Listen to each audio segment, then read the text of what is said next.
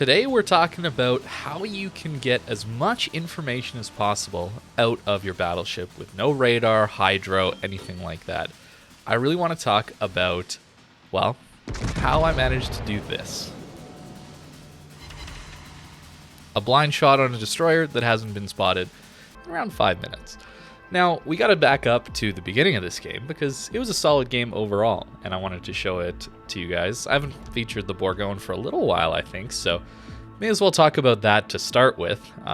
Later on in the video, I'll talk more about positioning and understanding where a ship can or cannot be based on the information the game gives you based on detection and capping zones, that kind of thing, island usage, all that good stuff. But Bourgogne is a incredibly strong battleship, honestly. Its damage output is insane. It only has 380s at tier 10, but these are really good 380s. And of course, we all know about the reload booster that gives you the opportunity to really crush some broadsides. You can't really turn out against a Bourgogne without at least taking one salvo, maybe even two salvos from this thing. It's really good.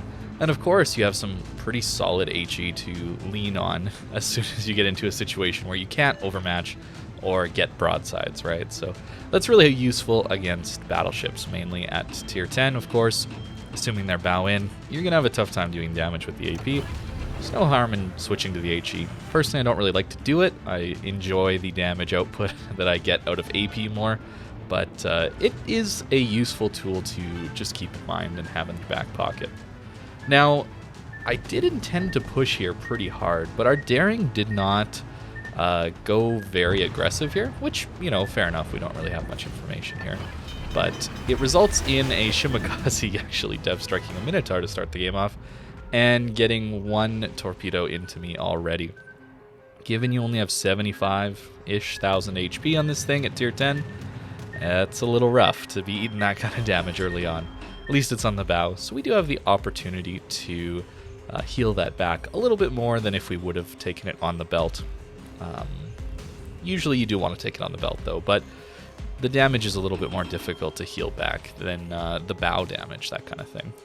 Now, Minotaur broadside, they've pushed the B cap very early in this game, so Bourgogne loves shooting at broadsides, but unfortunately, I actually missed this shot. I didn't quite lead it enough, but I do think we also got a little trolled on the dispersion there, much like in that earlier Stalingrad salvo, but a little further ahead, probably would have been a little bit better off on that particular shot. But our daring has now pushed very aggressively all by himself and spots the Shimakaze. So we know his torpedoes have passed. He's going to be reloaded soon-ish, but it gives us an opportunity to push up just a little bit and maybe get something done. These enemy team have really pushed it to B. I don't know, have you ever seen a team push B that hard, that quick in this game? I certainly haven't. This is a first for me, so I want to get out here in this middle gap or so and try and catch these guys as they try and turn out, because they're going to try and turn back to their spawn. I think that's pretty much guaranteed. I want to catch them. On the other hand, there's also a submarine that we know is getting into our back line, right? Just based on his last known position there. So it is time to move. We can't just sit behind that island, and we can't just reverse back out to catch these guys broadside. We must push forward here. It's a little risky, of course, given there's a Shimakaze and a daring and a submarine around. There's could be potential for torpedoes, but Bourgogne with its speed boost is so fast, and given that you use your rudder and your speed to also slow down, it's pretty hard to hit torpedoes on this ship. Sure, you don't exactly have hydro, you don't have the spotting for torpedoes, but leading this ship is pretty difficult. Now, we nearly take out the Minotaur in one salvo there, a much better shot on my part, and I was hoping to catch him there, actually, as well as shoot the Yoshino. I was getting a little bit greedy there. You could notice that I was locked onto the Yoshino. I wanted to get a few citadels into him, but then also clean up the Minotaur with an overpen, but that's not to be. Now, a Thunder flat broadside 7 kilometers. Yep, that's a dev strike. I don't think it showed up as a dev strike, so, you know, achievements are still broken. Perhaps that's why we no longer get flags from them, because they're not being fixed. So But we will definitely take that. Bourgogne, not a guaranteed dev strike there by any means, given the wonky dispersion you can get. But the fast reloading guns do allow you to do some serious damage, even if you do get poor dispersion. Now we're getting towards the part of the game where we're feeling a little bit trapped in this corner. I gotta say, this is a rough position to be in, given that the enemy team has just decided to push through B and now to really just try and crush us down today. There's really not a lot of resistance by our team as they try and do this push. You'd really like to see some people in the spawn area, maybe around the H6-7 line, getting some cross shots in here, but that's not what we have. So we need to use these islands to our advantage. The Shimakaze, of course, is getting pushed back by our daring and our sub, which is honestly super appreciated. It does allow me to get into these islands here. You're going to see that a lot in a lot of my games. I do really, really like using islands, and not to push up to them and just sit there, but to use them to limit the number of people who can shoot at me.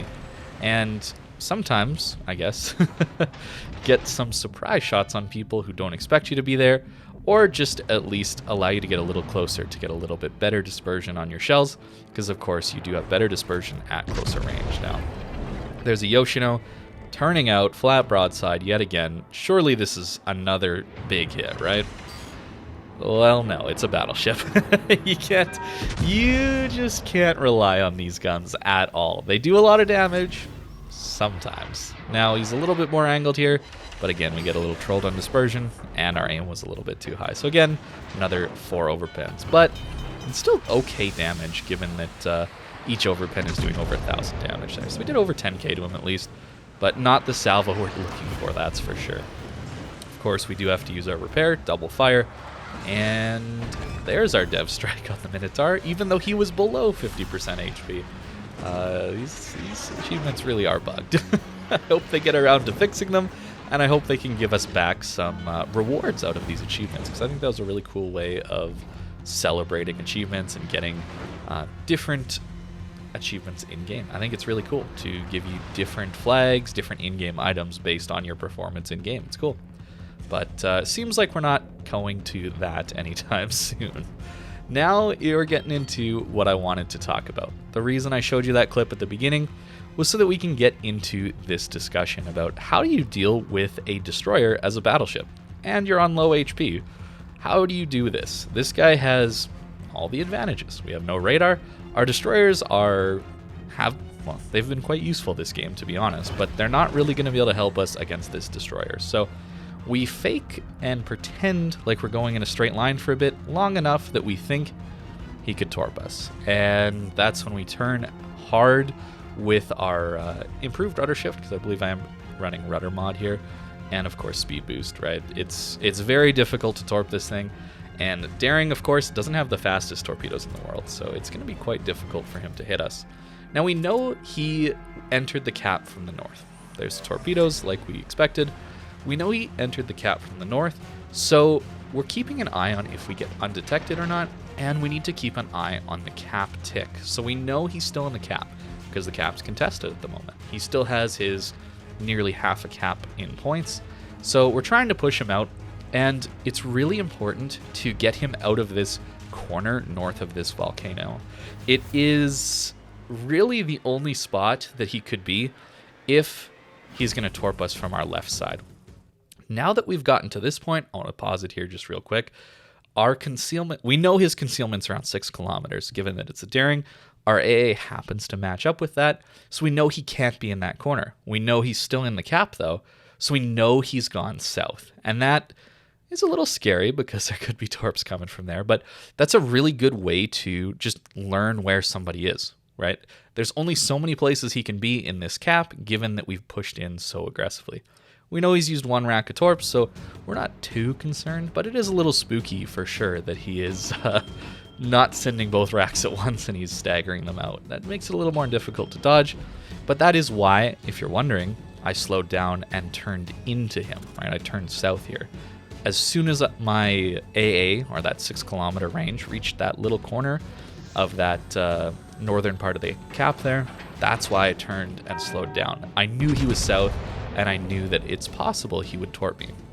Now, no torps ended up coming, and he's left the cap at this point. So we know that he's gone south somewhere. It's possible he moves up around this island. You know, he could take a route into our spawn and then come back up towards B, that kind of thing. But we would know that based on our detection. I think that this submarine isn't too close to us at the moment. So, you know, it's a bit of a gamble, but us still being detected gives me the thought that this destroyer has gone really far south and is maybe trying to wrap around the J line and come up behind us, that kind of thing, torp us from that side, maybe even get the cap again. So that's my thought process on where I think he is. And you notice this entire time, I'm constantly varying my throttle and my rudder here. Submarine ends up being in our detection range, but he wouldn't have been in our detection range for too long, given that we have 13.2 kilometer concealment, which is pretty good, honestly. That submarine was probably outside our detect, so I do think our logic was sound to consider where this destroyer was. Do we get any hits? And we get a few hits with our airstrike, which is quite nice. Of course, destroyers have a tough time killing submarines because it's so hard to push into them, but in the late game they can certainly do that. But really, as a Battleship player, you do want to be keeping an eye out for those submarines. Your airstrikes are some of the best way to do damage to submarines. You just have the unfortunate inability to spot them. So when your DDs, when your cruisers, CV spots a sub, you should be on that airstrike as soon as you can. It's very, very important. Some more torpedoes come past, and we know based on the angle that he is in fact wrapping around behind us. Now again, we know his concealment is around 6 kilometers of concealment. So what does that mean? That means that we can actually put our AA range, which is 6 kilometers, right on the border, and we know he can't sneak past us then. So we know he has to be moving towards the J1 square, somewhere in there, wrapping around the cap. He's not in the cap because the cap is not being contested, and so then we can just bow into him. We know basically where he is, so the torpedoes aren't that scary. I mean, I know Daring has the single launch torps, but that'd be pretty greedy, and we are still varying our speed and our direction, so we shouldn't eat the Congo line of death, right? We should be okay against that. And all the while, we're stalling this DD, making him essentially a non-factor in this game while we assist in our teammates, taking out the rest of the enemy team, who, again, they push B very aggressively. So our Daring takes out the Yamato, and now we pretty much know exactly where this DD is here. He has to be in front of us. I am pushing very aggressively here because I want to know that he's not in this corner. You can see me turning towards J1 here, and that's to get that 6 kilometer circle of our AA, which is again basically his detection zone. We're trying to get that as close to the corner as possible so that we know that he's not on our side. But at this moment, the cap starts getting capped. So we know he has to be in this little slice of the cap in front of us to our right here. We know he can't be in the farther right-hand side because we blocked him off from the south with our just proxy spotting him. And then, of course, he can't have gone through the islands in the G3 squares. He can't have gone through there because we've just been lit this entire time. There comes one rack of torpedoes. We know basically that he's within this little sliver of the cap. And, well, he's over 6 kilometers away from us. So at this point, I'm going to pause it again right before we shoot. He has to be here. Based on all the information that we've been given, which isn't very much, but based on how we've been playing, using islands, using detection, using the cap as a signal of where this guy is, he has to be in this little circle. There's nowhere else he can be. And of course, it is just a guess at the end of the day, but an educated guess based on Daring's speed and how long he had been in the cap zone, and that he was likely wanting to torpedo me. So he's probably broadside. He's probably partway into the cap. And there's 5 hits. Yep. So definitely luck involved there. However, there's a lot of thought that goes into that blind shot. And, you know, you're not going to hit those every time. I certainly don't. But it does feel really good to know what somebody's doing that well and use the information given to you in the game to basically cheat.